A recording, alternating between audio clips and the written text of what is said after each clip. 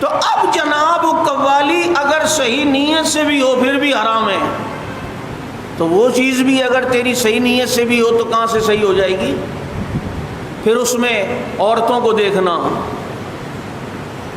اور اس دن اخبار میں بھی آیا کہ اس کی کوئی مین جو کردار ادا کرنے والی کوئی حلیمہ نام کی کوئی لڑکی ہے، اس کی خوبصورتی دنیا میں مشہور ہے۔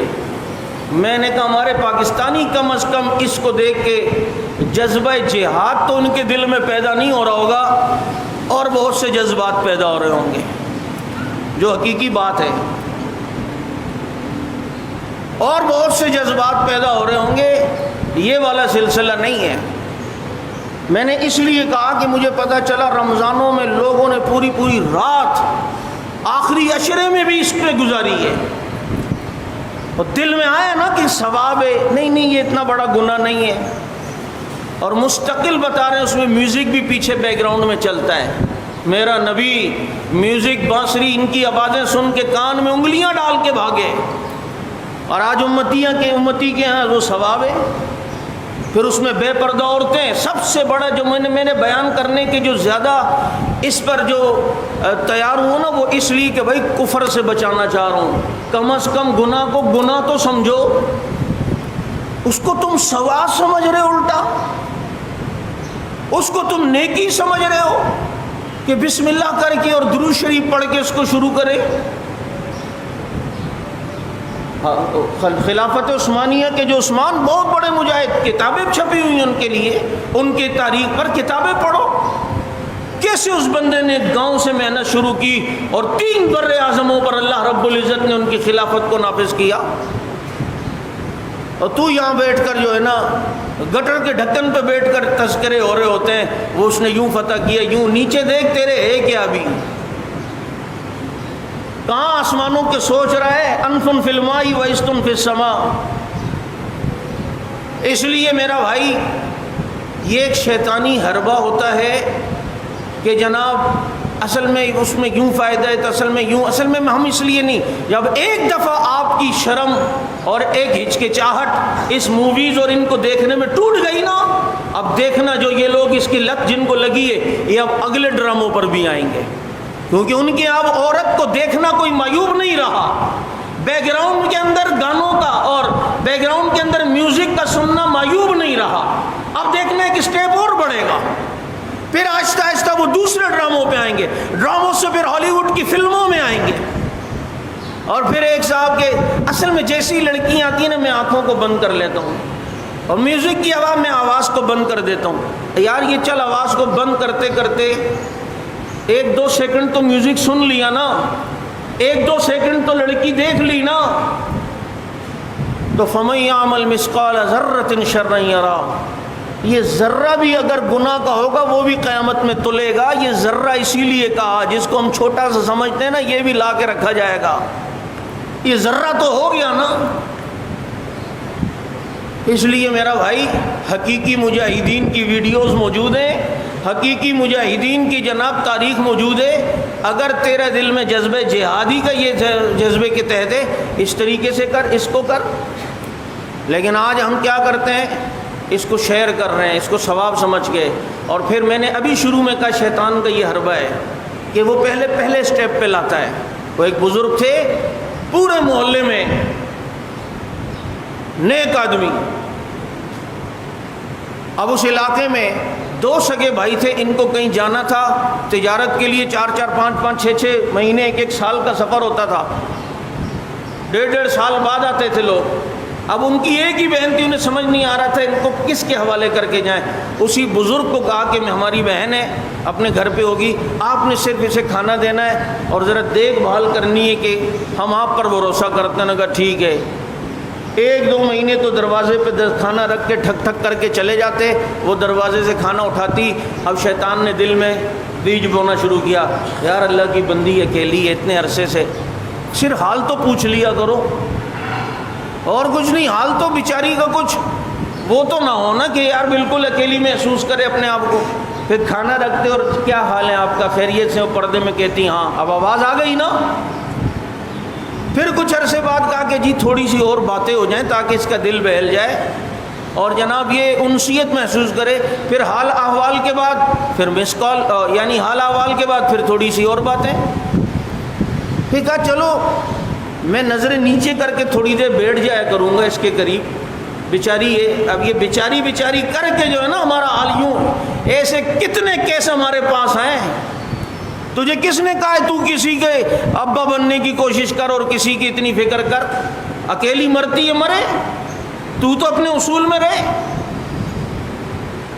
تو اپنی آخرت کیوں خراب کر رہا ہے؟ تیرا جتنا کام ہے اس کی زندگی بچانا بہت نہ کر.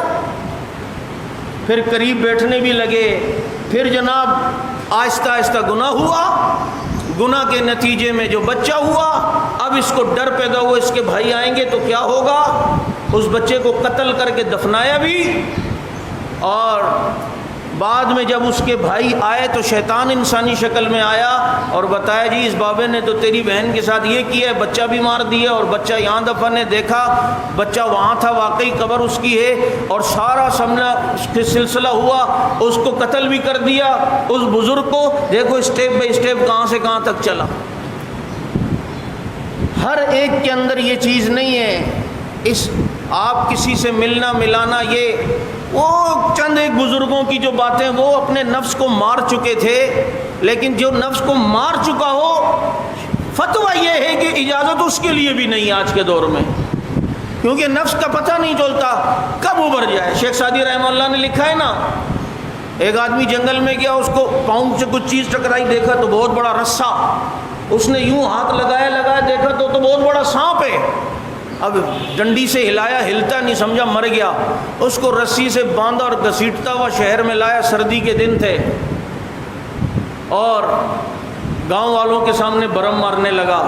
ادھر گیا تھا، میں نے اکیلا اس کو پکڑا، ایسے اس نے حملہ کیا، میں نے یوں کیا اور میں نے آخر موڑ دیا اور مار دیا اس کو. اے دیکھو مار کے لایا ہوں. سارے گاؤں والے اس کی تعریفیں کر رہے ہیں.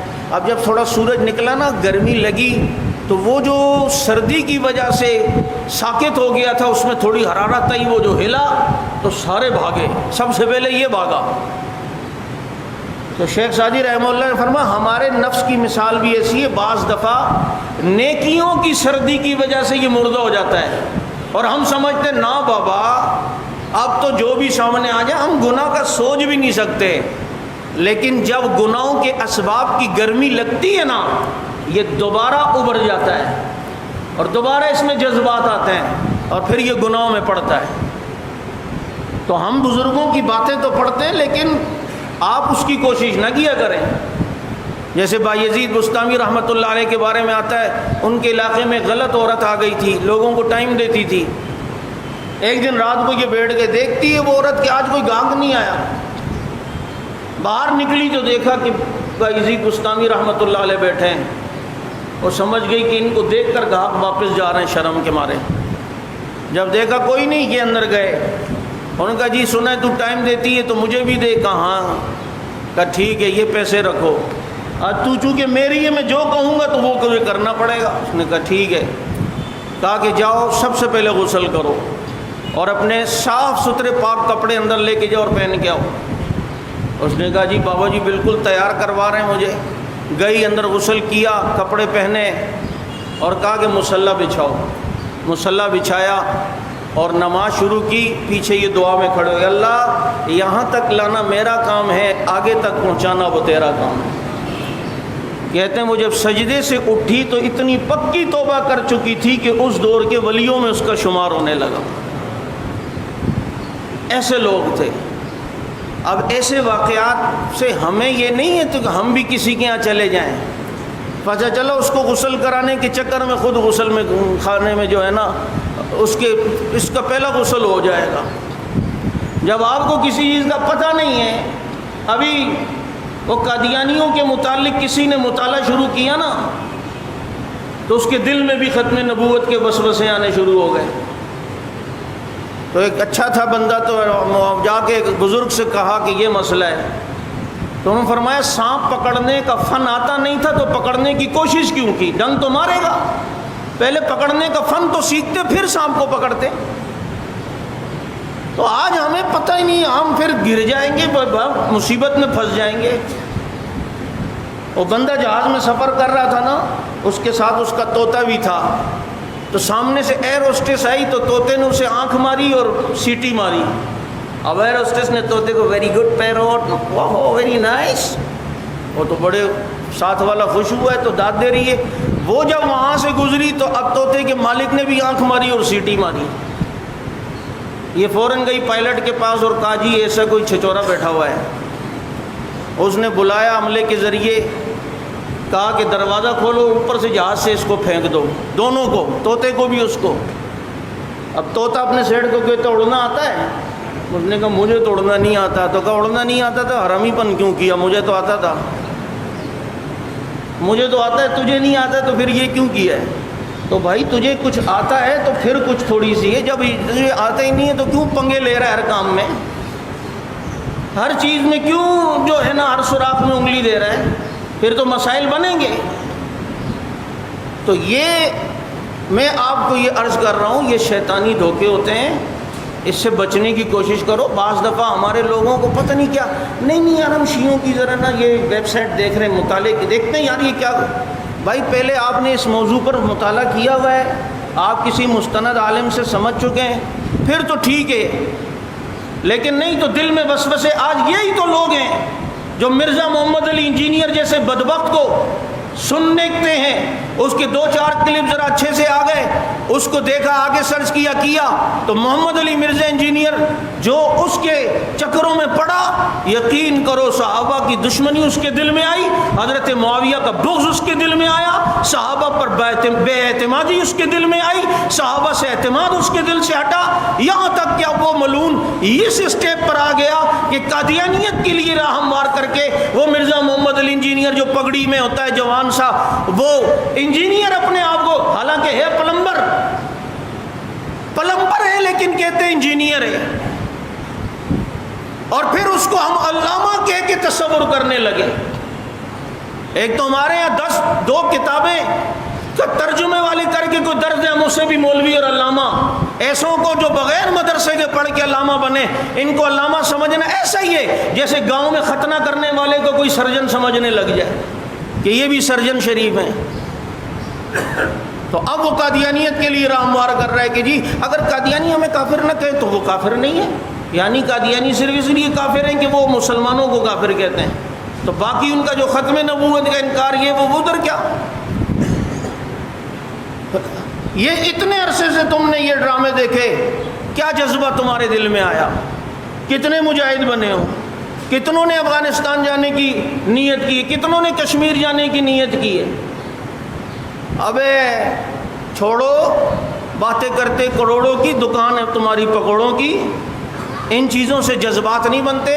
یہ اگر ہوا بھی تو وقتی ہوگا جب یہ، اور پھر اس سیریل میں جو لوگ کردار ادا کر رہے ہیں کسی مجاہد کا، ان کی دوسری زندگی میں ان کا وہ کردار ہے. تیسری خرابی یہ، آج جو نبیوں پر یا ان بزرگوں پر جو فلمیں بنائی جا رہی ہیں، تو آئندہ جب ہم اس نبی کا قصہ پڑھیں گے تو ہمارے سامنے وہی شخص آ رہا ہوگا آنکھوں کے آگے. حضرت یوسف علیہ السلام کے اوپر فلم بنی، موسیٰ علیہ السلام پر، حضرت موسیٰ علیہ السلام اور بھی دوسرے نبیوں پر، تو ہم جب ان کا قصہ ہمارے سامنے وہی بندہ آ رہا ہوگا، اور اس کی نجی زندگی دیکھو وہ فاسق ہوگا، پتہ نہیں وہ مسلمان بھی ہے یا نہیں جس کو اس ڈرامے کے لیے انہوں نے چنا ہے. یہاں اور اتنے بڑے درد ہیں، ان کو سہو، ٹھیک ہے سن لو، اس کا دیکھنا جائز نہیں ہے. اس ارتغرل ڈرامے کا دیکھنا جائز، بول دو، جائز نشتا. کسی ناجائز طریقے سے تو مجاہد نہیں بن سکتا. یہاں اور اتنے معاملات ہیں بابو، اس کی طرف توجہ دے. اسلام اس وقت بالکل قسم پرسی کے عالم میں ہے، اور اب اس حال پہ ہمیں یہ وقت بھی دیکھنا پڑا کہ ادلب کے اندر شام میں ان ملعونوں نے، رافضیوں نے حضرت عمر بن عبدالعزیز رحمۃ اللہ علیہ کی قبر کو کھود کر آگ لگائی ہے، ان کی بیوی کی قبر کو کھود کر ان کو جلایا ہے، ان کے خادم کی قبر کو کھود کے اس کو جلایا ہے. یہ ویڈیو آپ نے کل دیکھی ہوگی، وائرل ہوئی ہے. ان بدبختوں کا یہ بغض صرف نام عمر سے ہے کہ وہ عمر بن عبدالعزیز نے تمہارا کیا بگاڑا تھا، لیکن یہی وہ طبقہ ہے جس کے دل میں صحابہ کا بغض ہے۔ خود سوچو، میں عوام سے کہتا ہوں، میں اداروں سے کہتا ہوں، میں فوج سے کہتا ہوں، میں اسٹیبلشمنٹ میں بیٹھے ہوئے لوگوں سے کہتا ہوں، انہیں سمجھنے کی کوشش کرو، جو ابو بکر عمر کا نہیں وہ تمہارا نہیں ہو سکتا ہے، جو مدینے کا نہیں وہ پاکستان کا نہیں ہو سکتا ہے، جس کے دل میں عائشہ کی محبت اور عقیدت و احترام ام المومنین کا نہیں، اس کے دل میں تیری ماں بہن بیٹی کی عزت اور احترام نہیں آ سکتی۔ عمر بن عبدالعزیز رحمت اللہ علیہ، جنہیں ثانی عمر کہا جاتا ہے، جن کا انصاف دنیا میں مشہور ہے، جو دنیا سے جاتے ہوئے بادشاہ وقت ہے، 6 درہم اپنی وراثت کے اندر صرف چھوڑ کے جا رہے ہیں۔ آج اس طبقے نے عمر بن عبدالعزیز کی قبر کو معاف نہیں کیا،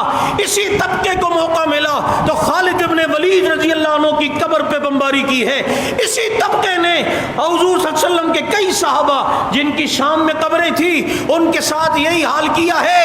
ان کو حیات، اس قوم کو کہاں سے حیات ہو سکتی ہے جن کی کتابوں میں یہ لکھا ہو کہ جب ہمارا 12واں آئے گا وہ ابو بکر عمر کو بھی قبروں سے نکالے گا، اور جو وہاں تک سوچ رہے ہوں وہ عمر بن عبدالعزیز سے کہاں حیا کریں گے، وہ خالد ابن ولید سے کہاں حیا کریں گے۔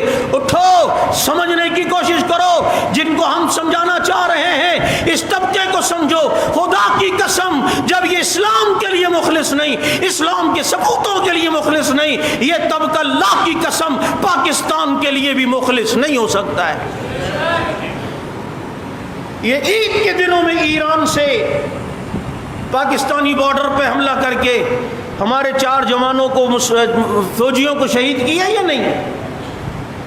آج انہوں نے یہ جسارت کی، عمر بن عبدالعزیز رحمت اللہ علیہ کی قبر کے ساتھ یہ حال کیا، اتنا بغض، قبر بھی برداشت نہیں ہے، ان کا وجود، ان کا نام برداشت نہیں ہے۔ یہاں تک یہ صحابہ کا دشمن یہ طبقہ بغض رکھتا ہے، اور تم خارج میں یہ نہیں اصل میں وہ یوں نہیں وہ نہیں۔ آنکھیں نہیں بند کیا کرو، بچے نہیں ہو، اپنے خاندان کے لوگ ذرا سی آنکھیں یوں کر لے تو سمجھ جاتے ہو اس نے صحیح منہ بات نہیں کی، اس نے نظر انداز کیا ہے، اس نے بد اخلاقی کا مظاہرہ کیا، حالانکہ وہ بولا بھی کچھ نہیں ہے، اپنے یہاں کے معاملے میں بڑے سیانے ہو، اور یہاں نہیں یہ تو صحابہ کو کچھ نہیں کہتے۔ تو ہم نے اس ملعون کو نہیں دیکھا جب ابو بکر عمر کا نام آ رہا ہے تو بول ٹی وی میں شو چھوڑ کے چلا گیا، وہ میاں نہیں بتاؤں گا والا۔